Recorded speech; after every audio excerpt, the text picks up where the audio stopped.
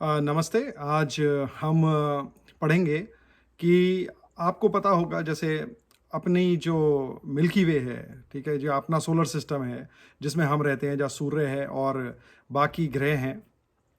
तो उसमें आपने देखा होगा कि एक एक बेल्ट है, मतलब एक रिंग है जो सर्कुलर है और ये शायद आप अगर देखेंगे तो मार्स और जुपिटर के बीच में है, ठीक है? तो इसको हम पता समझेंगे कि ये किस प्रकार से बनी। अब ये बड़ी एक ऐसी स्थिति है आज के विज्ञान के लिए भी, जहाँ पे वैज्ञानिक बस ये कह देते हैं कि भाई प्लैनेट फट गया। अरे भाई, अगर प्लैनेट फट गया तो वो एक जगह फटा, लेकिन वो सूरज के चारों ओर कैसे फैल गया? ये तो बहुत सोचने वाली बात है, क्योंकि बुद्धि हम लगाते नहीं हैं। हमारी समस्या क्या हो चुकी है, सनातन धर्म के जो पुरुष हैं खास तौर से, मैं स्त्रियों की तो बात ही नहीं करता, क्योंकि स्त्रियां जो हैं बहुत कम ही बुद्धि लगाती हैं आज की तारीख में, वो बहुत बिजी हैं। ठीक है, या तो घर में बिजी हैं या जॉब में बिजी हैं, बच्चों का भी ध्यान नहीं रख पाती हैं, इसलिए संस्कार भी नहीं दे पाती हैं। लेकिन सनातन धर्म के जो पुरुष हैं, वो हमेशा ये कोशिश तो करते हैं कि आपके वेदों में जो लिखा है उस पे तो प्रश्न चिन्ह लगाएंगे। लेकिन अरे भाई, अगर आप में इतना जोर है और ताकत है और आप इतने बुद्धि वाले हैं, तो जिस चीज में आप पढ़े हैं, अंग्रेजी पढ़े हैं, और ये समस्या खास तौर से अंग्रेजी पढ़े लिखों की है। ये समस्या गांव का जो बुद्धिमान व्यक्ति है उसकी नहीं है, वो समझता है। ये व्यक्ति एक सड़क चलते भिखारी की भी नहीं है, उसे समझाएंगे वो भी समझने की कोशिश करेगा। लेकिन जो जितना ज्यादा अंग्रेजी पढ़ के उत्तीर्ण हुआ है, उसका अहंकार उतना ही ज्यादा है। अरे भाई, ये प्रश्न तो आपको वैज्ञानिकों से करना चाहिए, जो बिग बैंग आपको पढ़ाते रहे जिंदगी भर। अब बिग बैंग है, बिग बैंग का खंडन खुद वैज्ञानिक कर चुके हैं, लेकिन हमारे तथाकथित हिंदू सनातन धर्मी ऐसे हैं कि वो बिग बैंग में ही अटक गए हैं, जिस प्रकार वो डार्विन में अटक गए हैं कि बंदर उनके पिताजी थे। ठीक है, अब इसको मैं तो समझाऊंगा नहीं आपको, लेकिन आप ये प्रश्न वैज्ञानिकों से भी करिएगा कि भाई, अगर एक प्लैनेट फट गया तो ये सारा स्कैटर चारों ओर सूर्य के किस तरीके से फैल गया इतने ऑर्गेनाइज तरीके में से। तो ये तो हुआ मेरा प्रश्न वैज्ञानिकों के लिए। अब हम देखते हैं कि हमारा विज्ञान है, जो सनातन धर्म का है, जो वेदों के अनुसार है, हम उसमें जाएंगे। लेकिन उसमें जाने से पहले आज मैं एक ऐसे प्रश्न का उत्तर देता हूं जिसका उत्तर विज्ञान भी नहीं ढूंढ पाया है, और मेरे जितने भी व्याख्यान हैं, इन सब व्याख्यान में विज्ञान आज भी इन चीजों को नहीं ढूंढ पाया है। तो ज्यादातर मैं कोशिश करूंगा कि मैं ऐसे विचार यहाँ पे प्रदान करूं आपको, आपके बच्चों के लिए, जो वीडियो को समझना चाहते हैं। जब मैं ये कहता हूं कि सनातन धर्म के जो हिंदू पुरुष हैं, इसका अर्थ ये नहीं है कि सभी बेकार हैं, लेकिन काफी सारे 90% ऐसे हो चुके हैं आज की तारीख में जो वीरहीन हो गए हैं। ठीक है, अब 10% जो समाज है वो शायद इसको समझ पाए, और 90% जो सो रहा है, जो मानसिक गुलाम है अंग्रेजों का, ठीक है, वो अगर इसको सुन के कुछ उठ पाए तो कृपया करके अपने बच्चों को ये सुनवाइए, उनको पढ़ाइए। आपके बच्चे कुछ तो बहुत संस्कृत पढ़े होंगे, हो सकता है वो इस विचार को लेके दोबारा से कोई पुस्तक लिखें, ज्ञान विज्ञान की, वेदों को लेके लिखें। भारतवर्ष की कुछ इसमें उन्नति हो, कुछ हमारे धर्म की भी उन्नति हो। ठीक है, अब आपको यहाँ पे जो प्रश्न किया गया है ये है कि भाई ये ग्रह बने, चाहे तो ये आज के विज्ञान के अनुसार बने कि अपने आप बनते गए, फूटते गए, बनते गए, जिसका कोई सिर पैर नहीं है, या फिर हम अगर वेदों के अनुसार समझें, जिसमें इतनी वैज्ञानिक रूप से बताया गया है कि जो आपके ग्रह थे वो सूर्य में से निकले। शुरू में 7 ग्रह या फिर 7 ऑब्जेक्ट्स सूर्य में से निकले। अब ये ग्रह हैं या क्या हैं, ठीक है, तो ये मैं आपको एक अलग वीडियो में समझा चुका हूं। अब जब ये 7 निकले, 8वां 9वां 10वां 11वां भी निकल के आया, लेकिन इन सब में से सबसे पहले कंडेंस, मतलब कौन सॉलिड बना, ये कौन बताएगा भाई, कौन कहाँ कैसे होगा ये? अब इसका उत्तर हम वेदों में से जानते हैं।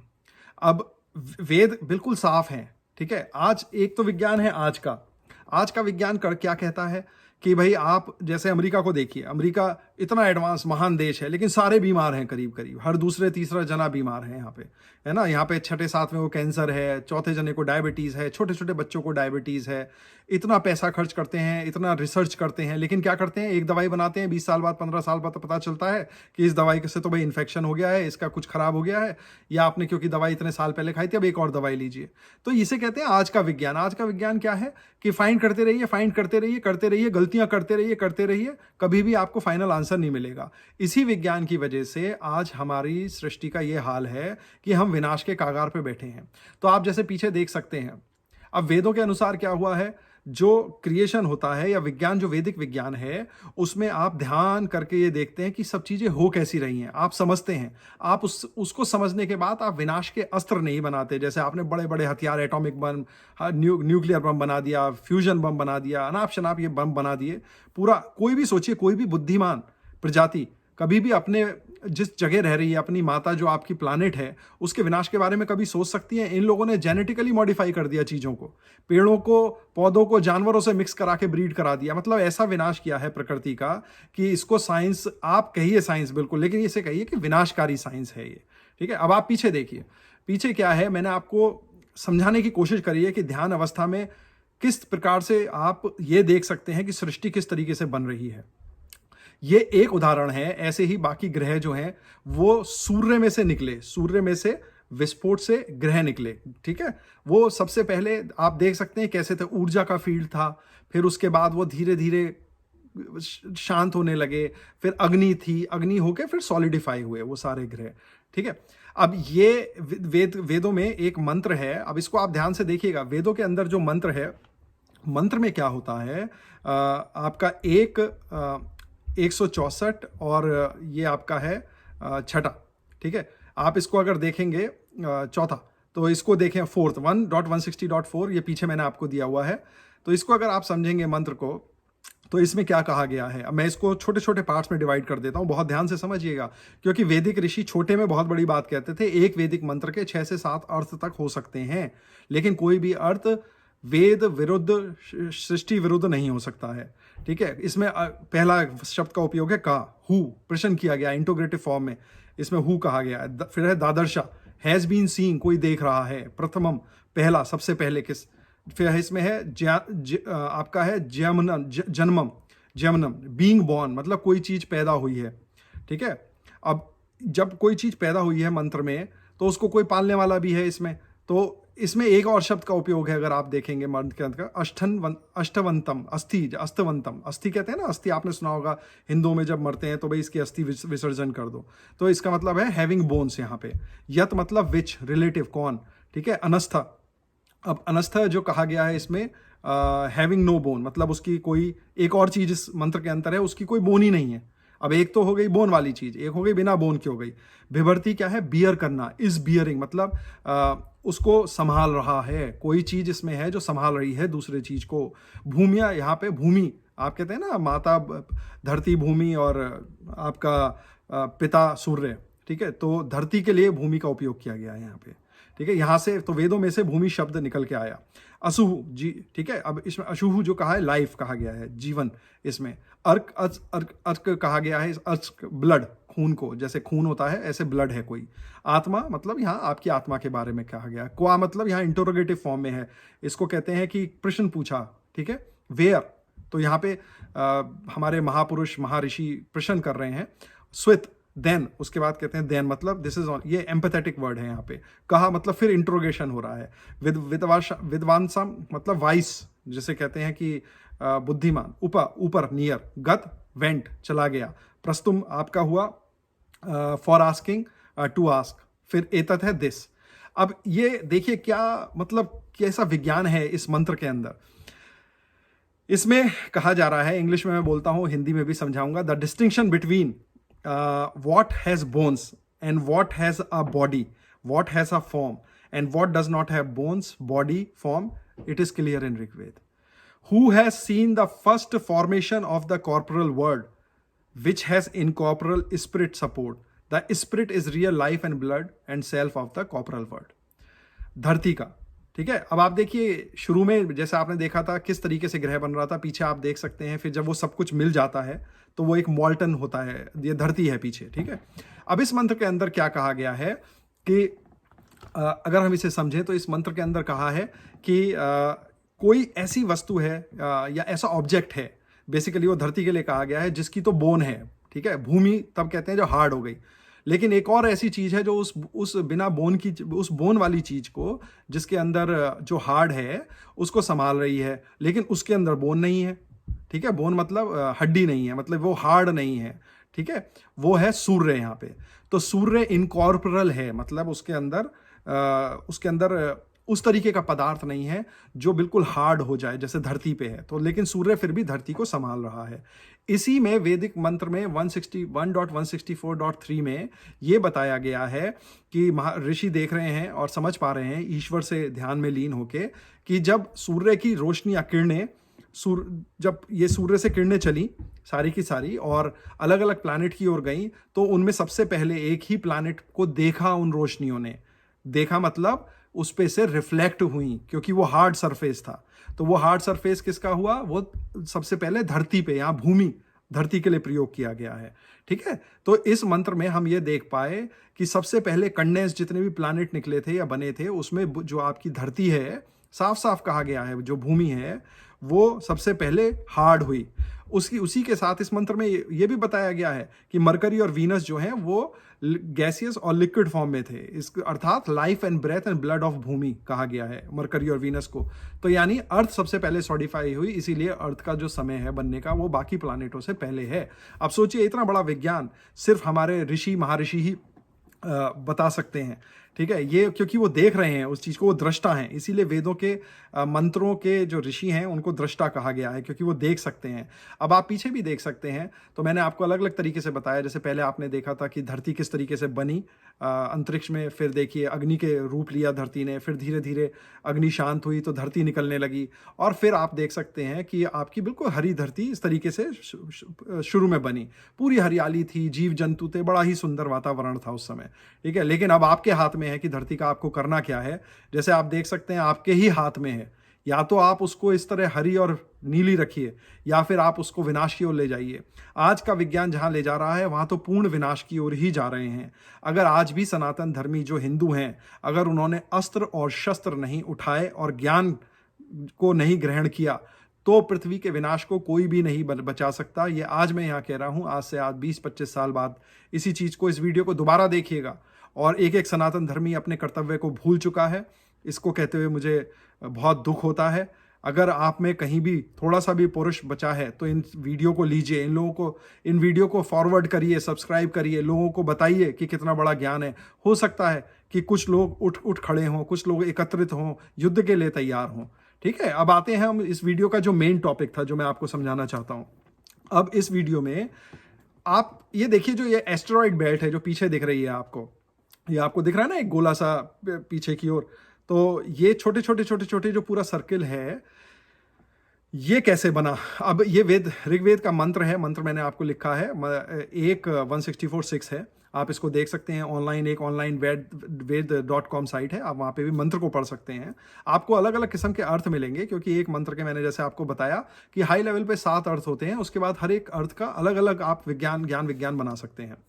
तो इस मंत्र में क्या है? अचिकितवान चिकित सुशास चिद अत्रा कवीन पृच्छामि विद्माने नान विद्वान वी यस तस्तंभः सल इमा रजनस्य अजस्य रूपे किम अपि स्विद एकम।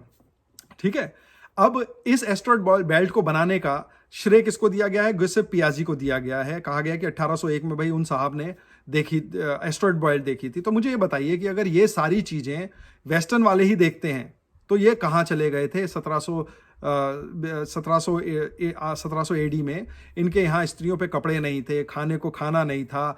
आपको पता है यूरोप का क्लाइमेट कैसा है, वहाँ एग्रीकल्चर नहीं होती, इसीलिए ये भारत ढूंढने निकले थे। ठीक है, तो भाई ये अचानक जो है, आप इन ज्ञान सब इन लोगों को ही आया 1770 में, जब भारत का जीडीपी 25% से ज़्यादा था, तो भारत में कोई इन्वेंशन नहीं हुआ होगा। तो आप सोचिए कि ये किस तरीके से हमारे लोगों को मानसिक गुलाम बनाया गया है, जहाँ पे हमारे लोग अपने ही वैदिक धर्म को प्रश्न करते रहते हैं, समझते नहीं है। और इन लोगों से कोई प्रश्न नहीं कर पाते, क्योंकि इन्हें पता है कि भाई हम तो गुलाम हैं इनके, तो गुलाम कभी भी जो है अपने राजा से प्रश्न नहीं करता है। ठीक है, अब आप देखिए इस मंत्र में क्या हो रहा है। अचिकितवान, नॉट हैविंग सीन मतलब देखा नहीं, चिकित्सु हु हैज सीन जिसने देखा, चित मतलब इसका एक पार्टिकल है, इसका एक स्पेशल मीनिंग नहीं है यहाँ पे, अत्र मतलब हेयर। फिर आपका है, अगर आप समझने की कोशिश करेंगे तो इसमें है कविन, मतलब पोएटिक फॉर्म में। Poet is one who has seen what is invisible to the ordinary person. ठीक है, तो यहाँ पे एक ऋषि ने फिर से कुछ देखा, प्रक्षामी प्रश्न किया, आई आस्क। ठीक है, उसमें कहा है विद माने फॉर नोइंग, ना मतलब नॉट। ठीक है, विद्वान नोइंग, वी अपार्ट। तो ये इसी मंत्र का वो है सारा। यह मतलब हु, तस्तंभ who has held from, has held firm मतलब किसी चीज़ को सॉलिड करके रखा। सत 6 इमा दीज ऑल्टरनेटिव फॉर्म है यहाँ। फिर आप यहाँ पे देखिए, यहाँ कहा गया है राजसमसी रीजन है अलग अलग, ठीक है। अजस्या अनबॉर्न है, रूप है, फॉर्म है, किम है, वॉट है, अपी, ठीक है, इंट्रोगेटिव फॉर्म में है। फिर स्वित मतलब देन, एकम, वन। अब इतना अच्छा मीनिंग है इस मंत्र का, और सोचिए आज का विज्ञान इस चीज को सोच भी नहीं सकता। तो आपने ये तो कह दिया आज के वैज्ञानिकों ने कि भाई यहाँ पे विस्फोट हो गया प्लैनेट और ये इस तरह रिंग बन गई। अरे भाई थोड़ी बुद्धि लगा, ये रिंग सूर्य के चारों ओर है, कैसे बनी? तो इसको समझने के लिए हम एक कार्य करते हैं। 6 ग्रह आपके निकले, ठीक है, 7 ग्रह निकले। अब इस मंत्र में क्या कहा गया है कि 7 ग्रह में से एक जो ग्रह है, तो सबसे पहले सैटर्न था जो निकला डेमोनिक फोर्स से, बूम। फिर उसके बाद आपका जुपिटर था। उसके बाद क्या हुआ, सूर्य के अंदर, सूर्य के, खुद ही सोचिए एक बड़ा गोला है, उस गोले में से बड़े बड़े 2 गोले निकल गए अग्नि के, ठीक है। तो कुछ तो प्रेशर उसमें कम हुआ होगा। तो तीसरे नंबर पे क्या होना था कि सूर्य के अंदर प्रेशर कम हो गया और पदार्थ कम हो गया। और क्या हुआ, सूर्य में विस्फोट तो हुआ, लेकिन वो विस्फोट सूर्य में था इस तरीके से हुआ सब तरफ से, और वो प्लैनेट निकलने की बजाय ये बड़े बड़े उल्का पिंड, पत्थर, ये सब मॉल्टन फॉर्म में, मतलब अग्नि के फॉर्म में, शोले की तरह, ये उस तरीके से निकले सारे के सारे, और ये फैल गए। अब क्योंकि ये फैल गए, ठीक है, तो सूर्य में भी उसी तरीके से, जैसे सूर्य से जब चीजें निकली तो सूर्य भी झटका खा के पीछे हट रहा था उस समय। तो सूर्य का जो गुरुत्वाकर्षण था वो, क्योंकि हर वक्त कोशिश कर रहा था कि जो भी उसमें से पुत्र अर्थात प्लैनेट निकल रहा है उसको वो बैलेंस में रखे, कक्षा में रखे, जिससे वो भग ना जाए इधर उधर, ठीक है। तो सूर्य, क्योंकि सूर्य में से चारों ओर से फटके एकदम से निकली ये चीजें, तो सूर्य ने उसको फिर पकड़ के कोशिश करना चाहिए। अब उसको पकड़ा तो सूर्य ने, लेकिन क्या हुआ, क्योंकि वो एक साथ नहीं निकले या पास पास नहीं थे बिल्कुल, जैसे बाकी प्लैनेट गोलों के शेप में और आस पास निकले, ये एक अलग किस्म से विस्फोट हुआ तीसरे नंबर पे, और ये चारों ओर फैला सूर्य के।